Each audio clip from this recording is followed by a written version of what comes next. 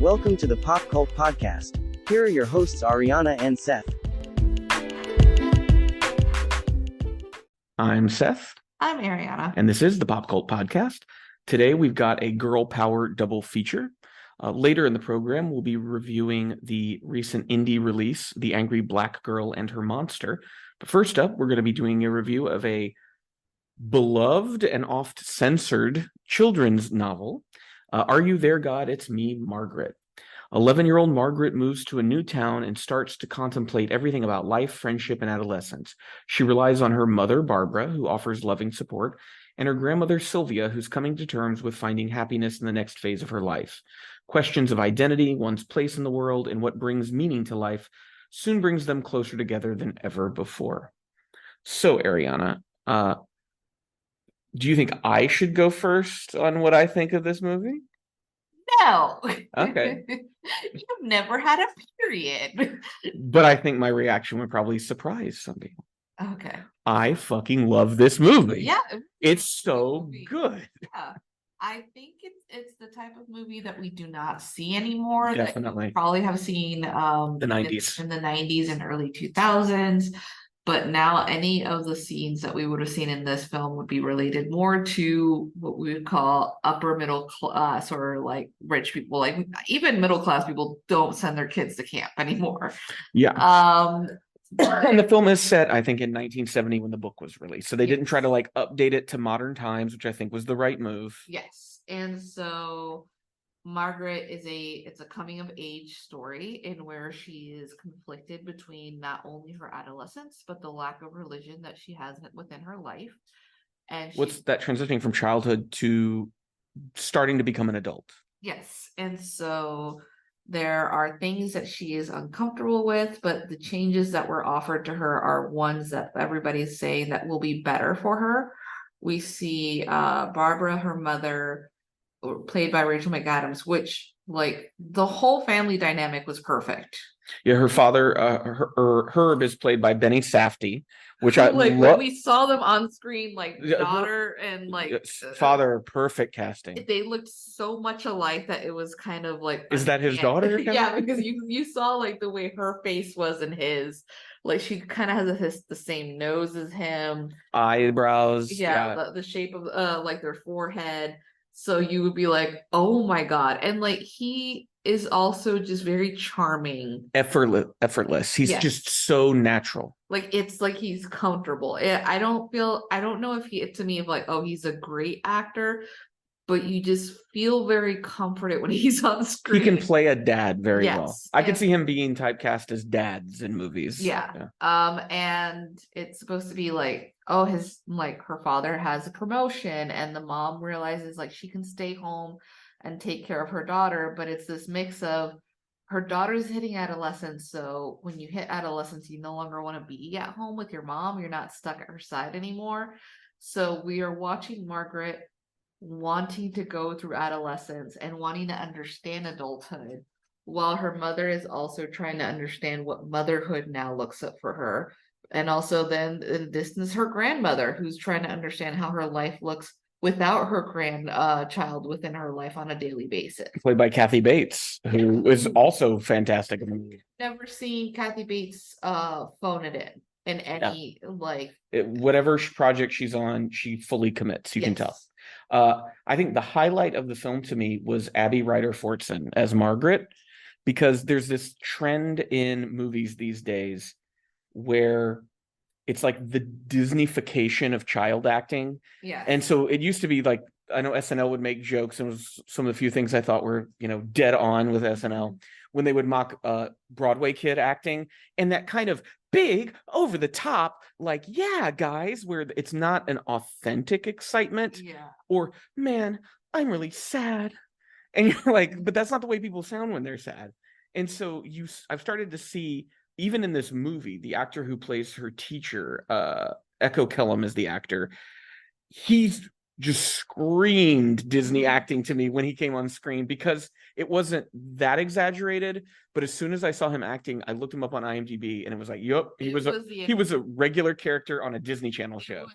the enunciation. Yeah, where is it's the very way I say every word is so clear. It's not the way Yes. people talk. It sounds like you're an announcer or something. And then it's also the big expressive hand gestures that gave him away versus You're acting like you're in the theater, not in Yes. on a film set. So Abby Ryder Fortson, audiences will most likely know her when they see her face from the first two Ant-Man movies where she Yes. played Cassie. She is not perfect, right? She's still a kid. Yeah. But for her age, I think she was 14 when they made the movie. She's 15 now. Has such a genuine nature to her performance that she feels like a real kid. Yeah, and it's this interesting thing that within the movie I noticed that I don't know if they prompted her, but she slouches, so her posture is not good. Which is that's an authentic thing. Not every like child's gonna have perfect posture, especially when you're going through like We're uncomfortable with your you're body. going through puberty, and she's also dealing with the fact that she does not have breasts, but the first girl that she meets is Pretends that she does. she is like, well, I'm a double A, and like telling her about all this stuff. And I think it is a story in where like there is a little bit of bullying, not towards her, but towards other kids around her. Well, there's a girl in the class who has developed early and like towers over the kids, clearly played by like an older teenage actor. Yeah, but I remember that clearly when I was going through like middle and high school, that there were girls that had obviously developed a little bit before and that then were deemed to be like the fast girls or the girls that have already experimented with boys, not understanding that some of them, the experimentation wasn't even something that they wanted to go with to begin with. And It was something a man forced upon them. yeah, and or it was because they were being harassed by the boys and they weren't being explained what was going on with their bodies versus the girls who were like going through a puberty in a slower rate or what you would deem quote unquote normal, weren't having to like be pushed into this the way it was. I think it was, although like not like a realistic setting per se compared to what adolescents would go through now, it was wholesome. It still felt like, yeah, a Hollywood movie, but I think there was so much thought put into it by the director, by the cinematographer of this movie. This movie looks better than you've ever seen like a mid-budget coming of age movie ever look. Yeah, it's the first time that something has looked this good, and you would deem it to be a story that you would normally like see on Disney Channel Or like you get a TV, Nickelodeon. and like he is a TV cinematographer, but he is, I believe he's a cinematographer behind Stranger Things, which is, while a show that I don't think always looks great, I was reminded of in the last season, there was the big confrontation where the identity of Vecna is revealed. Mhm. And it takes place in that room where there's like, it's like a playroom and there's Yeah. mirrors, all that. And I just remember when I watched that, really noting, oh, wow, they really put a lot of thought into the lighting and the shots in this scene. Yes. And then here, it's the same thing. Every, like the opening scenes where they're in Margaret's house, I think it's when they move into the new house, Yes. is so, the color is so warm. I think at one point I even said to you, this looks like a David Fincher movie. Yeah. But whenever he does those kind of like yellows and reds and oranges, like the autumnal colors. Yes. And I think what I kind of like at the fact is that even though Margaret is going through adolescence, we see her kind of resisting her mother, but not in the worst way. Her mother is trying to be what a mother should be. I like the whole thing that apparently, like, one of the girls is like, in order to be in the group, you can't wear any socks. And Margaret goes to first day of school wearing her loafers without socks, and her mother's like, "You're going to get blisters." But she's like, Rachel McAdams plays it so well where she's not overbearing. She's warning her. She feels like a mom who's trying to be the best mom she can. And so you can never really be mad at her. And she never really goes overboard with anything. No. It's just gently trying to guide Margaret, but also understanding well, the things that Margaret is going through are personal to her, and while there may be some crossover between things I experienced at her age, it's still a thing she's experiencing for her. Yes. And so when Margaret comes back, she's like, Mom, where are the band-aids? Never was she like, what did I tell you, Margaret? There's never an I told you so. It was just more like, you see she's behind Margaret and she makes a face and immediately goes gets the band-aids. And like the chemistry between Rachel McAdams and like Benny Safdie, they felt like they were really married. Yes, they felt like an actual couple. Like it, like to me, there's no kissing scenes between them. Yeah, I don't but they that. Felt like a genuine couple.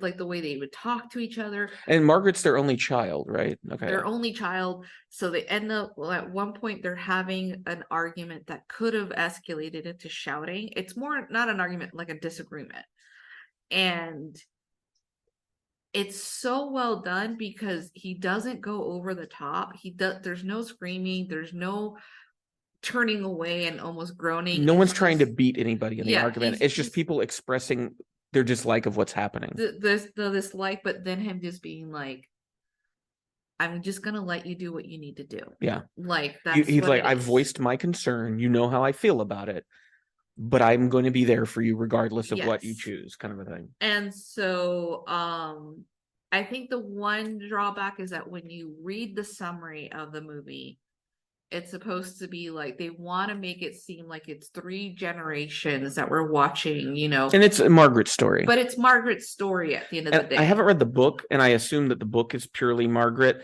And I think I wouldn't be surprised if they upped the role of Margaret's mother and grandmother to try to make it this sort of, see each generation. And I don't think you need that necessarily. No. Like, that's an interesting idea. But I think for this movie, Abby Fortson is so solid in this role. She carries the movie. Yeah, and there's a few like narratives, like over voice, like kind of thing. And I think one of my favorite parts of it is that when she's expressing the frustration in her voice, she's physically showing the frustration. Yeah.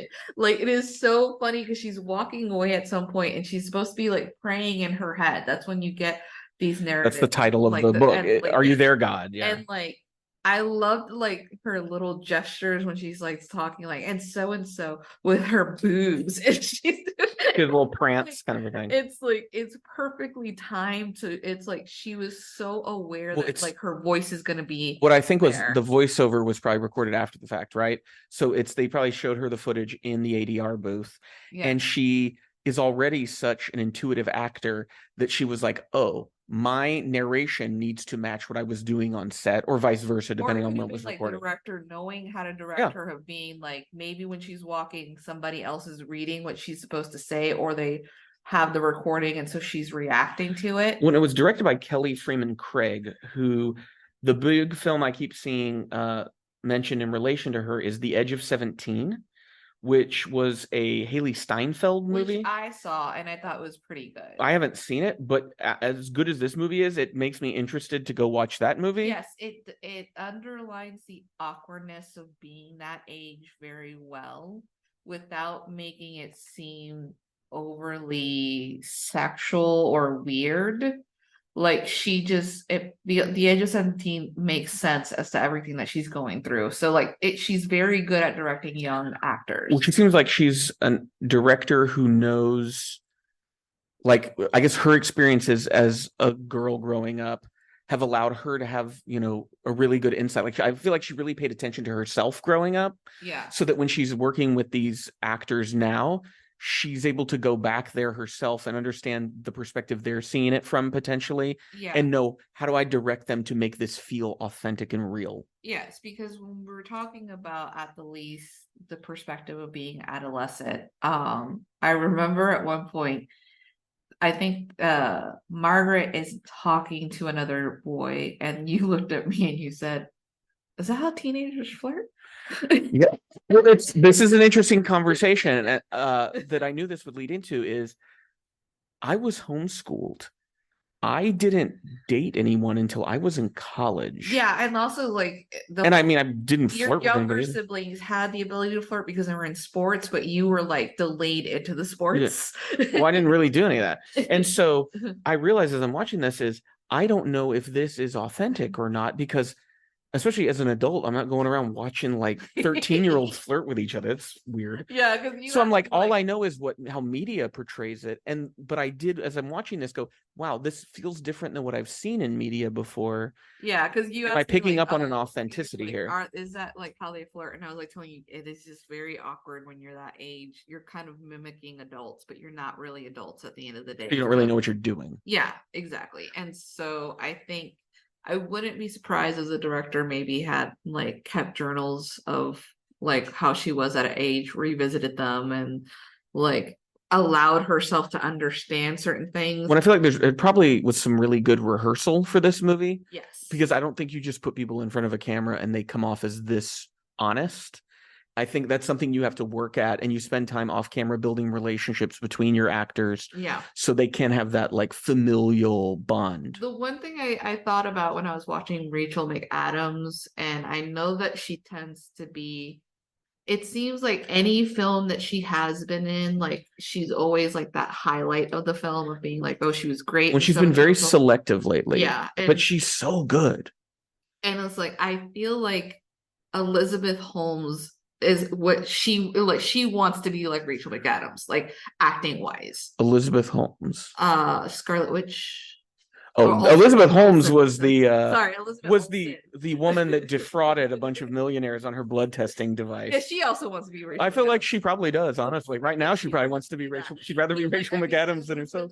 Olsen. I feel like she's trying to be like the Rachel McAdams. Because Rachel, she would have been the right age to see things like Mean Girls and probably be influenced by what she saw there. Yeah.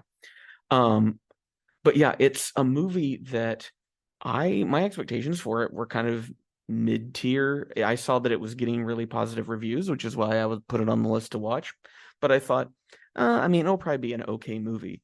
But I came away from it on Letterboxd. I gave it 4 stars, and it was a movie I thought I was going to end up giving it 3 before I watched it, because I think it's a type of movie that we do not get anymore. So when people hear me complain about the glut of like Marvel movies and these IP franchises, this is the kind of movie we need more of in the theater. Movies that, yeah, they can be aimed at younger audiences, but they respect the intelligence and the experiences of these kids instead of just trying to like drown them in escapist nonsense all the time. Well, I think the problem that might be is a lot of media that is set for young people is skipping this part. They skip right. It's like you're a child, you're playing with toys, boom, now you're like interested in sex and the possibility of being in a relationship. It feels like they just skip right through this awkward phase where you just jump to horny teenagers. Yeah. And so I feel like when I think, for example, Gilmore Girls immediately feels like that to me. Like we see Rory, like who's supposed to be like 14 at the time or 15. We don't get that awkward phase. We get, oh, boys are interested in her. She's already a teenager who's knows who she is. So we don't get that awkward phase. We mostly get it with boys, but in a Stranger Things kind of element. When or like super bad.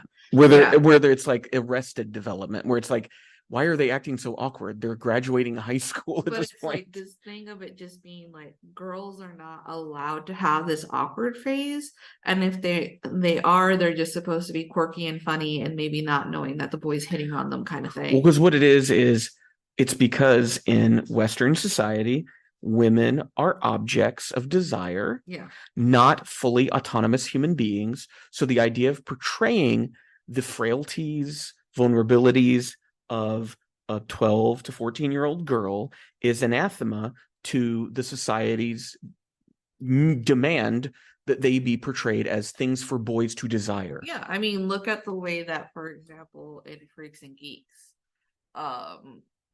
obviously the sister is older at the time, but there's never really a phase where you're like, well, think about the girls in that show. Yeah, I can only think of one girl that's the same age as like the geeks, And she is a cheerleader who is this object that Sam desires the whole show. Yeah. She's never a fully dimensional person. And Freaks and Geeks is a show I love. The older female characters, Busy Phillips and Linda Cardellini's characters, get tons of character development and are so interesting to watch. But they also already, in a weird way, they don't go through this awkward. But they're phase that we're adults, essentially. witnessing. They're Yeah, essentially young adults. they're young adults, and they're basically establishing their personality or rebelling certain things, but never in this. There's never a discovery of who I am. Yes, versus like. And that's one thing I also like about this movie is the exploration of religion and spirituality.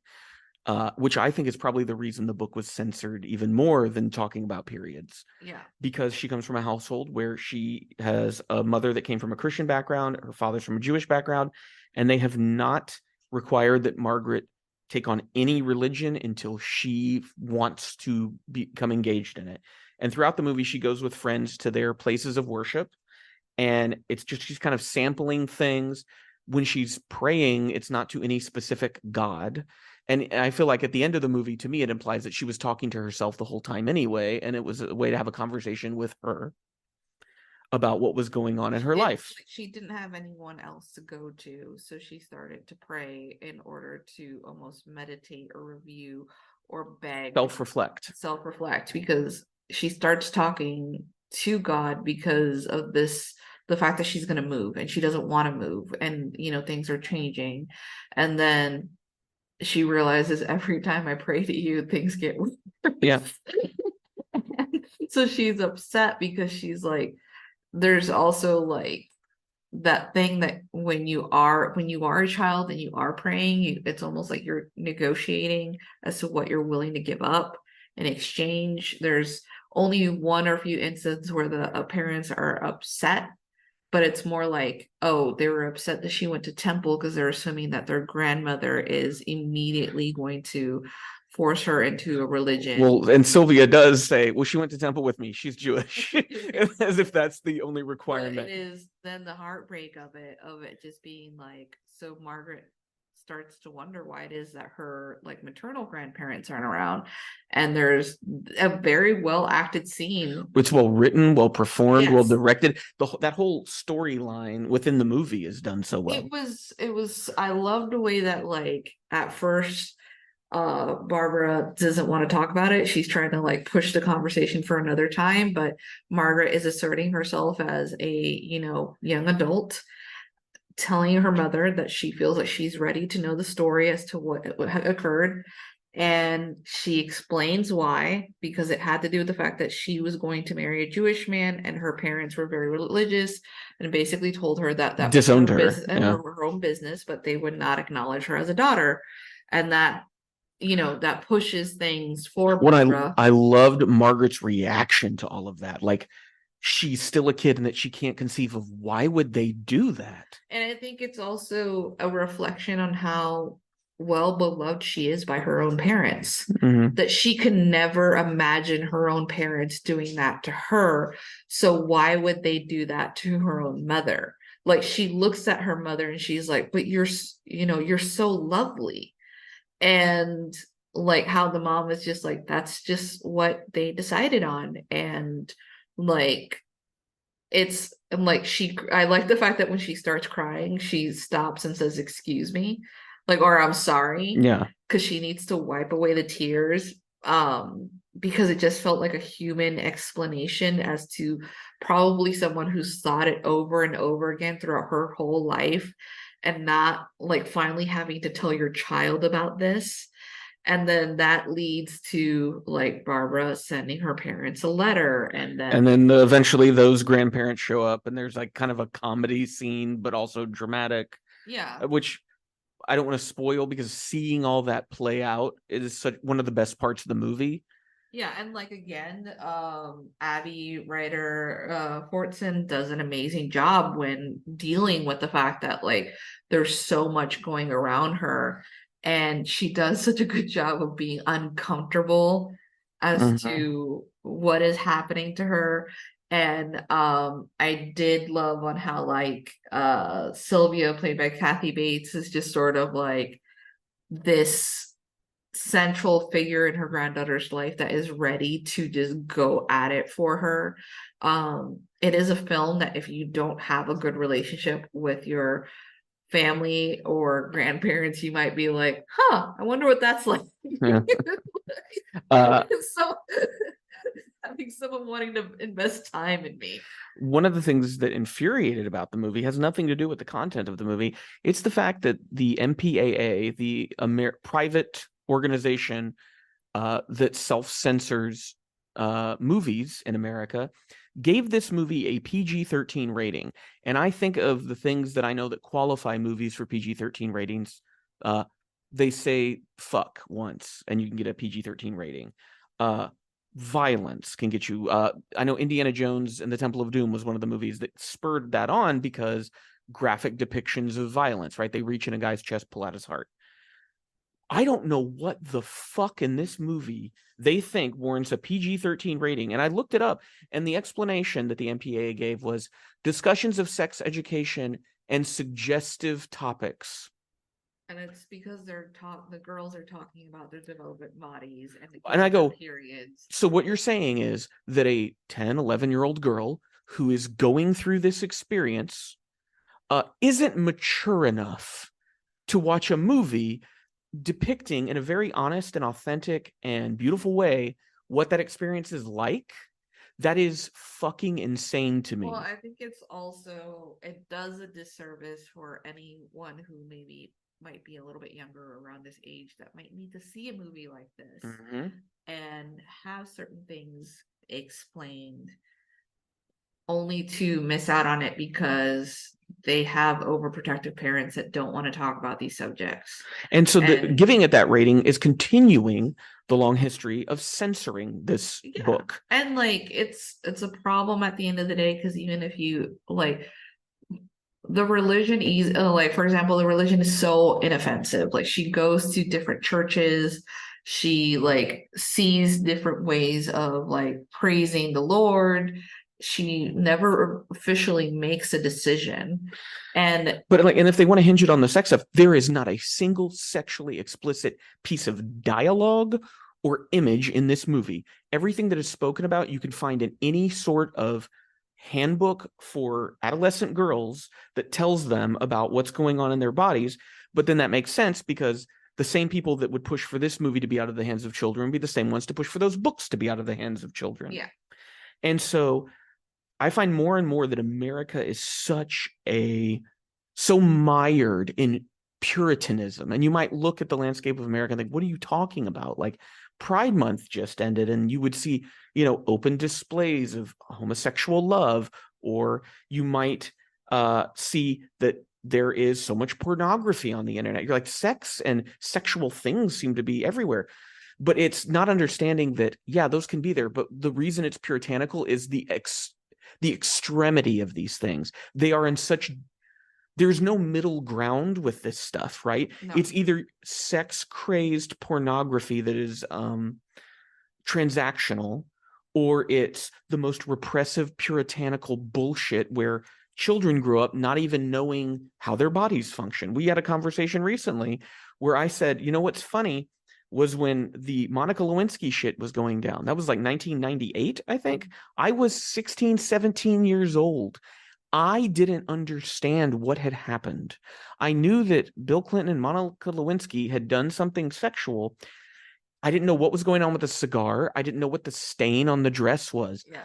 I was a year away from going to fucking college. Yeah. And the reason I didn't know, repressive, far right-wing Christian brainwashing of children. That's the reason I didn't know. I mean, it's also been stated by psychologists and doctors that children should start to learn about their body and sexuality by the age of 6. And it's not like you're sitting them down and having them watch a porn movie. No, they can see a children's drawing of naked bodies and understand what they are. Because guess what? They have a naked body that they see every time they take a fucking bath. The thing is, like, children, with or without intention, will stimulate themselves not understanding what it is that they're doing. And it is the reason that you want to tell your children this is in order to prevent abuse between an adult and them, or between them and another child, which does occur. Like, a child sexually assaulting another child occurs because that child doesn't understand. They think it's play. Or that child's been sexually assaulted by an adult and it's like a virus, and that they infect other people with it because they have it. And they don't know what is going on because nobody told them it was abuse. And so it is necessary to talk about these things. It's necessary for you to understand what's coming in within your life. Like there's a whole moment that Margaret's asking her mother, like, at what age did her mother get her period? And she says 14. And Margaret has a panic because she's like, 14, you think that's too old? And then she's like, well, I had a cousin who got it at 16. And there's plenty of conversations that need to be had about it. There's, for example, when I first got my period, I think I was like 11, but it was erratic. So it wasn't until 3 months later that I got it again. And at what point it just stopped coming in until 8 months later. And that I had to be explained that that was pretty normal, but because we live in a world that doesn't really makes us ready, there's still because of repressive religious thought systems. That's why it's sort of like it's considered icky and gross. So it's like this weird thing that like, and all of us, I've not met any other women, like many women have gone through this where they're basically will jokingly say like, I get it every month and every month I fucking forget and then I'm surprised that it's there.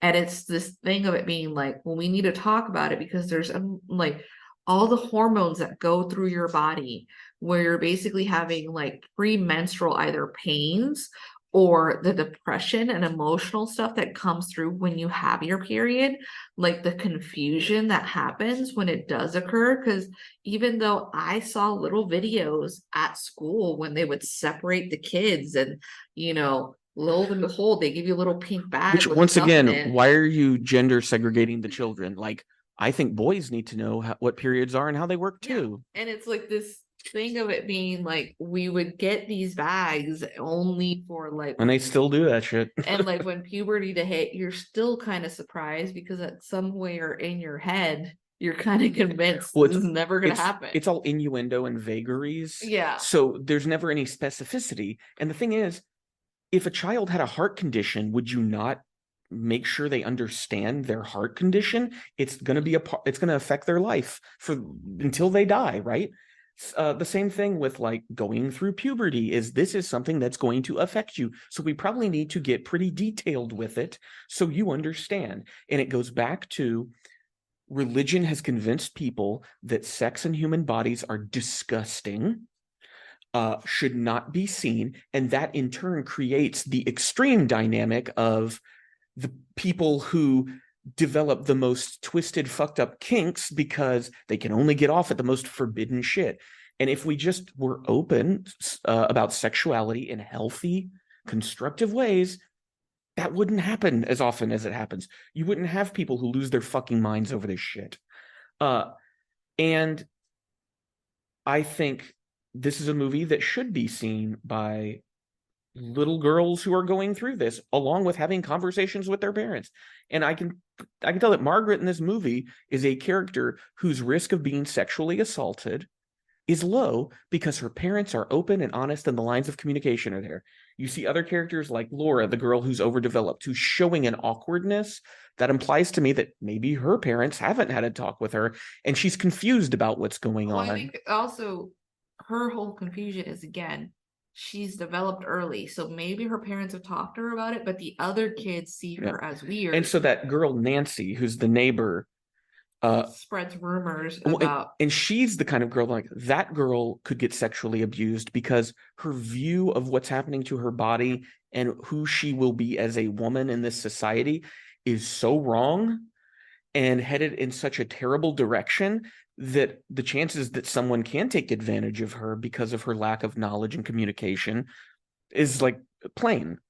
And so I'm glad that those two characters are in there because it shows, it gives a counterpoint to what's happening to Margaret, that not everybody gets an open, honest communication with their parents on these things. Well, I think it's also like Nancy, which funny enough, there's a Nancy Wheeler in Stranger Things. That is true. Her name's Nancy Wheeler. I didn't even think about. It is this thing of it being like she's I'm gonna trying. bet she's named after the book, right? Because Yeah. it's the retro thing, right? It's probably also having to do with the fact that like she's trying to show pride and confidence, but then it's also sort of like at the end towards the movie, you understand all of this is just fucking scary. Yeah. You're changing, and that change is not going to be something that you expected it to be.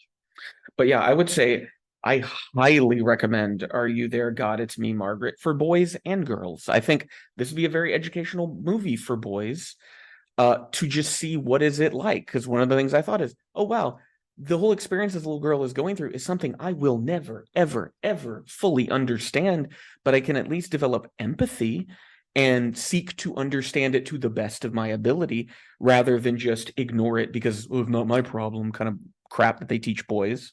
All genders Yeah. should watch it. And I would say this is probably going to be on my top movies of the list of the year list, which I did not expect going into it, Yeah. but it's one of those wonderful like surprises, the kind of movies that I'm constantly searching out.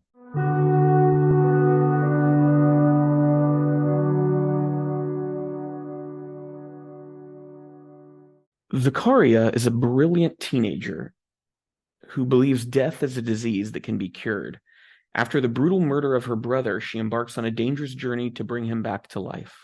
That's the plot of the recent indie horror film, The Angry Black Girl and Her Monster. Ariana, what did you think of this movie?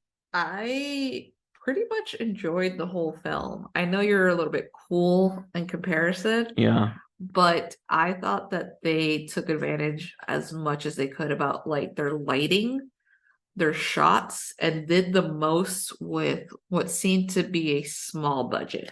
Yeah, I would say the technical aspects of it, I think they nailed it. There was a few shots near the end I felt where it was a little off to me, but for the most part, there's a lot of steady cam work that's really good. You even made a little film nerd comparison that you were both like simultaneously ashamed and proud of. We were like, oh, it kind of reminds me of Terrence Malick, which I was very the floatiness. And then I thought, like, why are you ashamed to be a film nerd? Like, that's a wonderful thing to be. I think for me, the problem with the movie is it had all of these wonderful components. But by the end, I just didn't feel like the story brought everything together in a way that had the impact that I wanted it to have. And so this could purely be a case of like my expectations and what I wanted to see versus the filmmaker having like a different angle they want to go for. But for me, and that's one of those things like I can't even really articulate what it is. It just, there was a sense of dissatisfaction at the end that I kept going back to. It just feels like there was an element or some sort of connective tissue between all these things that would kind of, it would be this like, powerful sledgehammer of a movie, which is what I wanted it to be. Yeah. I do feel as if like the editing was a little weak at times. They could have tightened it up, like at the least take 7 or 10 minutes off. Keeping track of time and what day we were on became very difficult near the end because everything felt like at night, but it seemed like it wasn't the same night. Yeah, so there could have been an indication as to what night it was, like what, like the days, almost like a countdown. Well, not even that, but like sometimes you'll see an exterior shot. I'm thinking of like Hereditary, where they'll show an exterior shot of a building and it's day, and then they just time lapse to night. Yeah, and then you're like, boom, got it. A day has passed. And one of the other weaker aspect, and this is not at fault of the actor, it was the child actor that they had. Yeah. It was a little bit. Was it Jada, that character? Yeah. Yes. Very reading lines. It was very theater kid compared to what we were talking about before with Are You There? God, It's Me, Margaret. You can just call it Margaret. But I thought that it was a very good cast.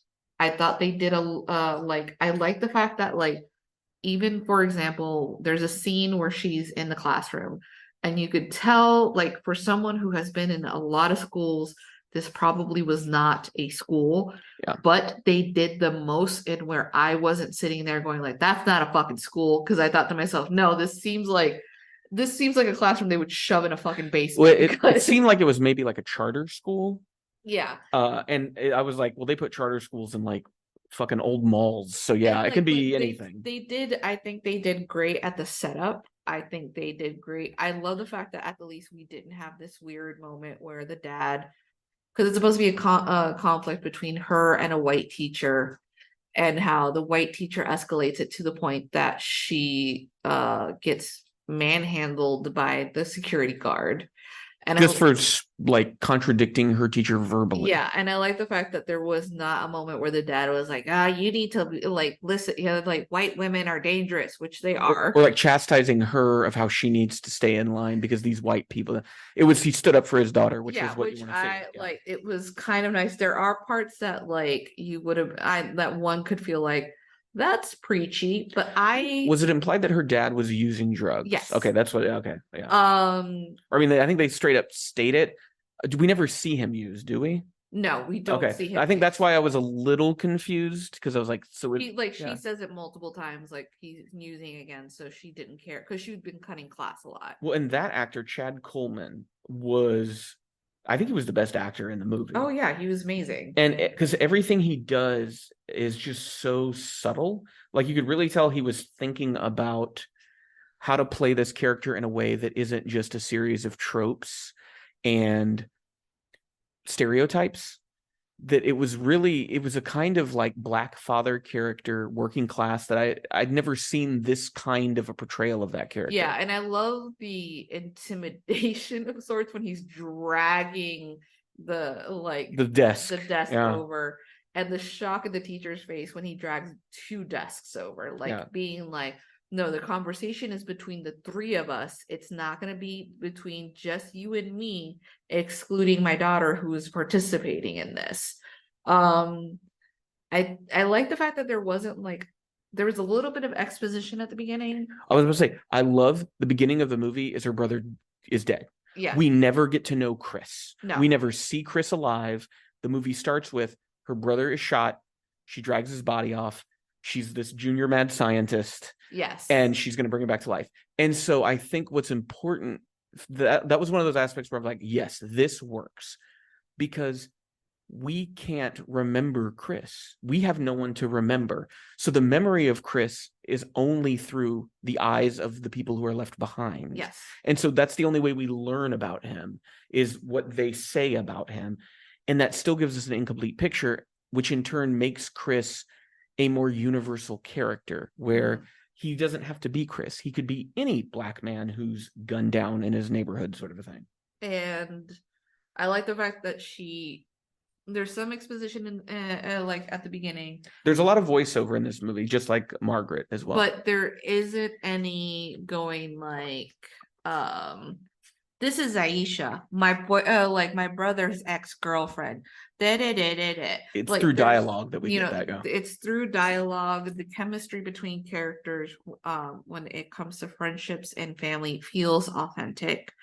And I liked the setting because it felt realistic. There's so many times that we we're doing this in the projects, we're doing this in the HUD. Even like Candyman, where it's like it's a horror setting, and you're like, but it's where people live, it's not a horror setting. They show it off oh, there's broken bottles on the ground, and there's a broken basketball hoop, and look at all these cars. We're supposed to pity the Black people, and they're not living in great conditions. It's public housing, but everyone, it's home, and you can feel it through their performances that they don't feel afraid of this place because this is their home. Yeah, and exactly. And so she, for example, has a lab. For some people, they would want to know how she got the lab. For me, I was grateful that we did not have to go through this whole thing of explaining how she fucking got the lab. It clearly looked like it was some sort of utility room that wasn't frequented. Yes. And that's all you needed to know. You're like, yeah, there's going to be lots of there's an abandoned apartment next door to hers that plays a role in the plot. Yeah, and there's scenes that felt more European film versus American film, which I appreciated. So if you're wanting to know what the vibes are this film is, think a young adult novel, think graphic novel, think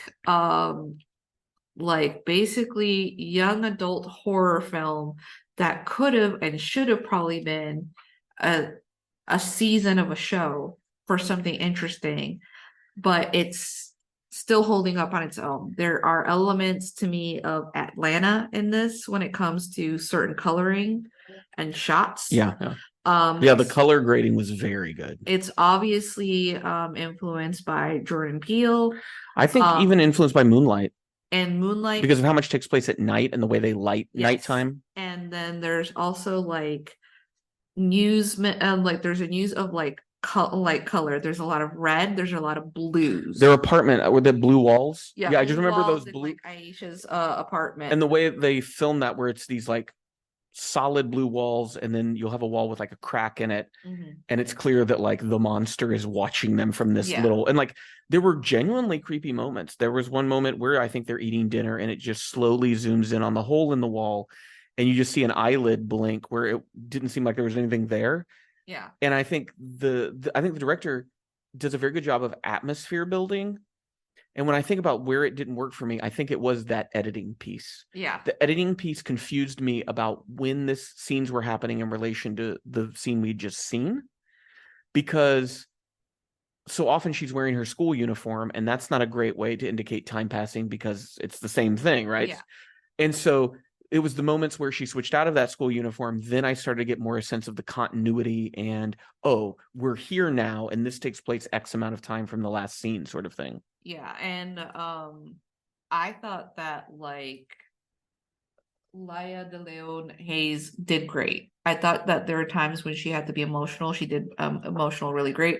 I love the moments where she is kind of like, well, fuck this, I'm doing this. Like when she just decides like, I have to go in and decide to just like, I'm making a decision. That's it. There's a drug dealer in the neighborhood that her brother used to work for. That's telling Tango that's told her like, you're working for me now because she has revived Chris's body, and they by chance were like stealing drugs back to be like, hey, we're going to stop this. Well, they had to ruin his operation. They wanted to ruin his operations, but I thought it was an interesting twist that instead she gets fucked over because they notice it's her.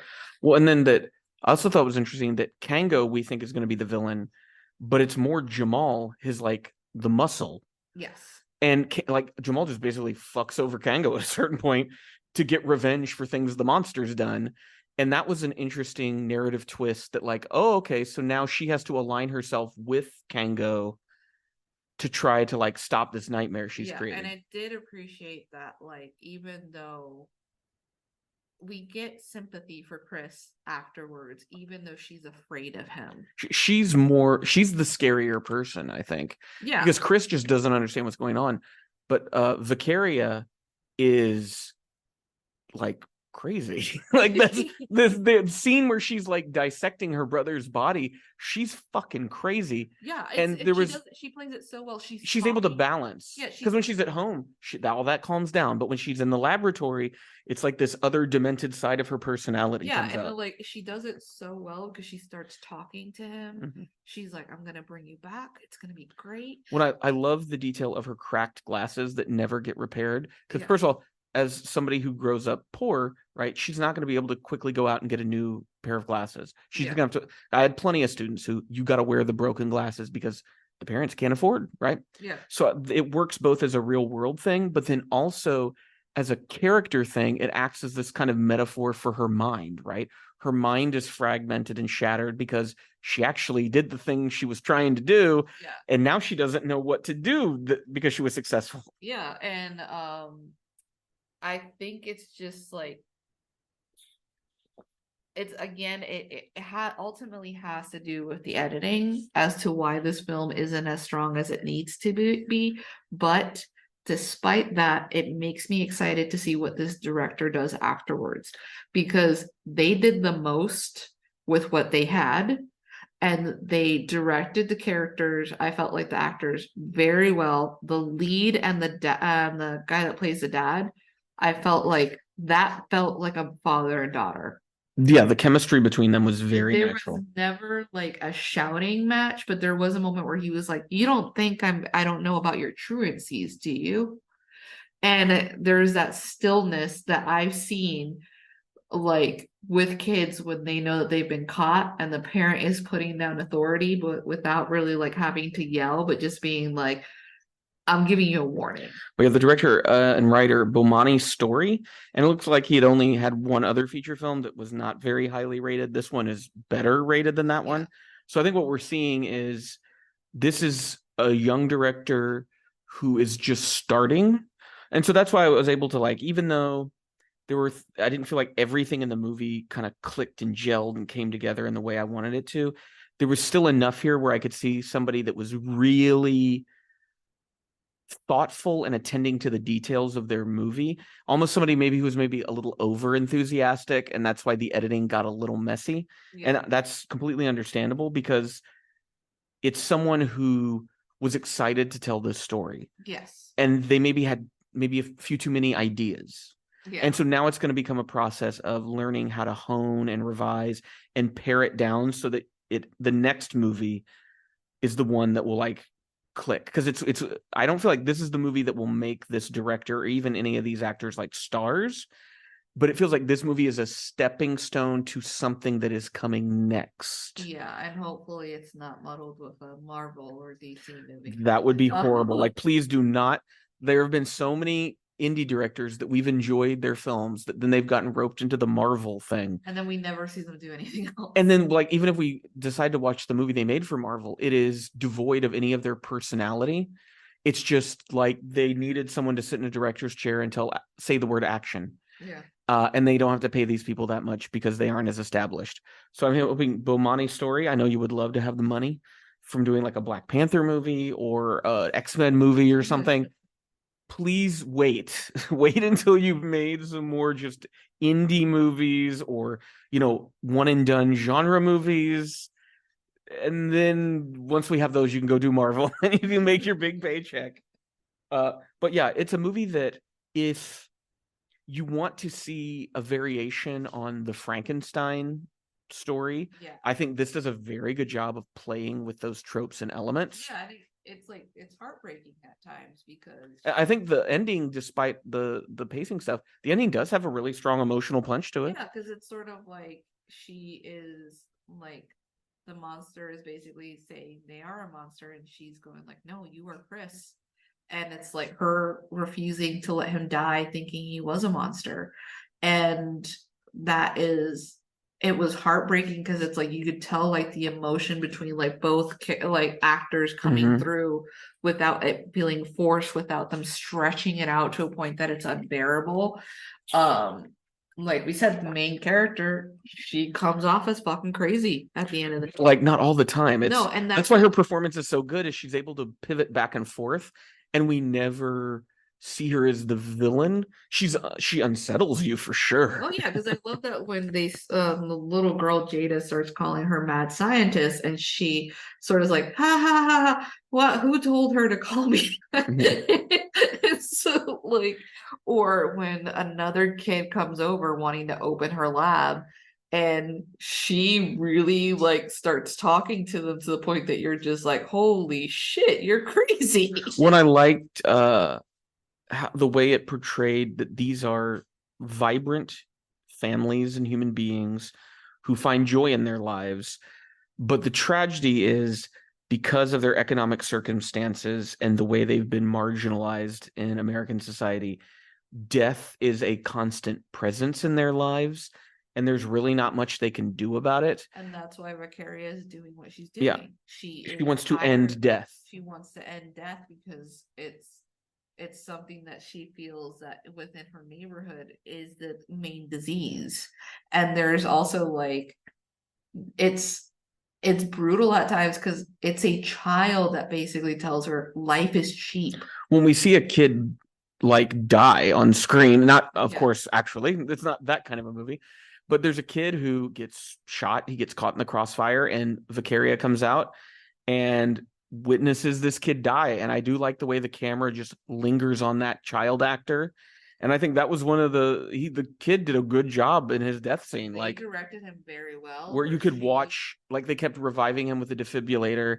So he kept coming back, but then you'd see him fade, and then they stop, and like you watch the life just kind of fade out of this kid. And it's supposed to be like he's in critical condition until later. I did find it interesting that, for example, Vicaria is sent off to handle drugs, but we never see her actually like do it, which I think was very smart on the director's side. She doesn't sell them, does she? I got She's supposed to be mixing it. Oh, she's cutting it with like baby powder and stuff. Yeah. But yeah, it felt like a really good short story, is how I put it. And so what I wanted was more density. I think I wanted it to be a movie that, I think because of the budget, it never felt like a super populated world. Yeah. It was very clear that they had a small cast because small budget makes sense. But I wanted more of that sense of when they were outside, that there was like, oh, there's a lot of life happening in this community. Everybody's hanging out outside because it's, spring, and that's what you do, right? That's how you find out what's going on in your community. Yeah. That kind of stuff. You need it to feel more dense. But other than the opening, I felt like they had enough money to get extras or volunteers to be extras for the opening of the movie. Yeah. And then after that opening, it is just like Victoria and her family, and they're not really able to incorporate many other extras. Yeah. But I would say, if it's something that you're interested in, I would say if like you're not a horror person, I don't know if you would really get much out of this movie. But I think if you're a horror fan, particularly a horror fan who's interested in types of characters and subject matter that often doesn't make it into horror, but is handled in a very intelligent way, I think this movie will deliver something very interesting and fun for you.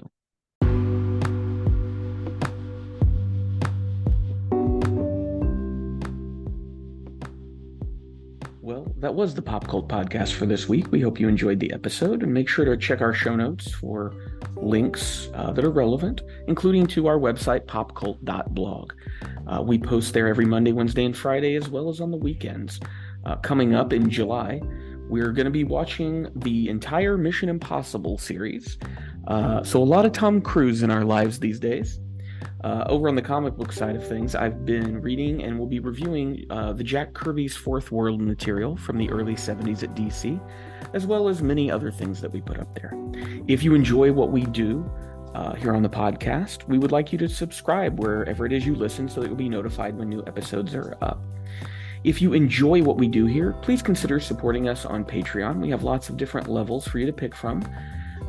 I'd like to thank our current patrons, Morphine, who donates at the sneak preview level, and Becca and Matt, who both donate at the writer's room level. That's $10 a month. If you donate at that level or higher, you get to pick one movie every month that I will watch and review, and if you so choose, can add your own written thoughts to as well. Our next episode of the podcast, we will be looking at two very different intimate relationships in the recently released films Sanctuary and Rye Lane. Until next time, keep listening.